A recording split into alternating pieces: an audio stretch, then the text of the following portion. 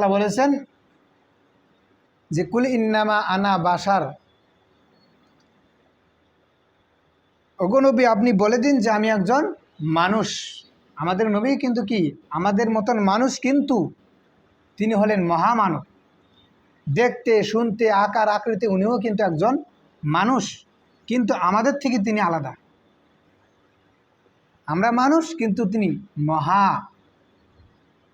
মহামানব। আমরাও মানব কিন্তু তিনি মহামানব। আর আমাদের নবী সাল্লাল্লাহু সাল্লাম ছিলেন মহানবী। সাধারণত নবী ছিলেন, আবার উনি মহানবী। আমাদের নবীকে, আমাদের প্রিয় নবী সাল্লাল্লাহু সাল্লামকে এই জন্যই মানুষ হিসেবে প্রেরণ করা হয়েছিলেন যে যাতে করে আমার হাবিব, আমার দোস্ত দুনিয়াতে যে কি করেন মানুষের এরকম জিনিসগুলো বুঝতে পারেন, মানুষের চলতে ফিরতে উঠতে বসতে কি লাগে, কোথায় কোন সময় মাথা ব্যথা, চোখে ব্যথা, পেটে ব্যথা, হাঁটুতে ব্যথা, এরকম পায়ে ব্যথা, এগুলো যাতে করে আমাদের নবী অনুভব করতে পারে। এবং তার সঙ্গে এই অনুযায়ী দুনিয়ার প্রত্যেকটা দিক দিয়ে কিন্তু আমাদের নবী ছিলেন আদর্শবান একজন নবী।